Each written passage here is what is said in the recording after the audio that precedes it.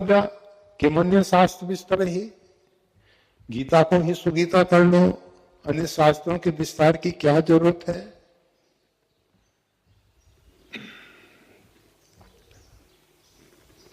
तो नाभा स्वामी जी ने ये जो दोहा कहा है, भक्ति भक्त भगवंत गुरु चतुर नाम बपू एक, ये कहने के लिए चार नाम है, परंतु बपू एक, शरीर एक है।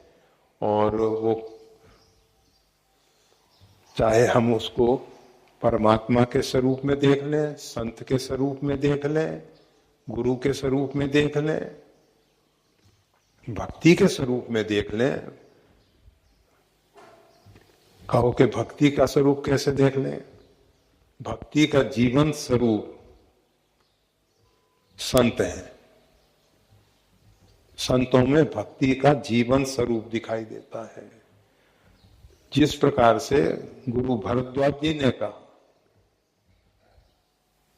कि प्रेम के विषय में हमने बहुत कुछ सुना था, परंतु प्रेम को देखा नहीं था हमने कि प्रेम कैसा होता है। परंतु भरत, आप राम जी की साक्षात जीवंत प्रेम मूर्ति हो। अगर प्रेम की मूर्ति को देखना है तो भरत। इसी प्रकार से अगर भक्ति की मूर्ति को देखना है, भक्ति का जीवन स्वरूप देखना है, वो है संत।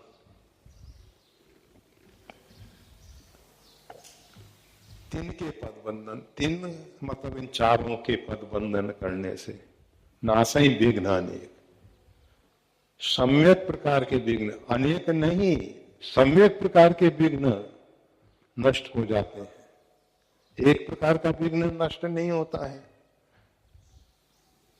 गणपति दादा की सर्व विघ्नों शांत है, सब विघ्नों को शांत करने के लिए गणपति दादा को हम पूछते हैं। इसी प्रकार से तिनके पद बंधन किए। अगर हम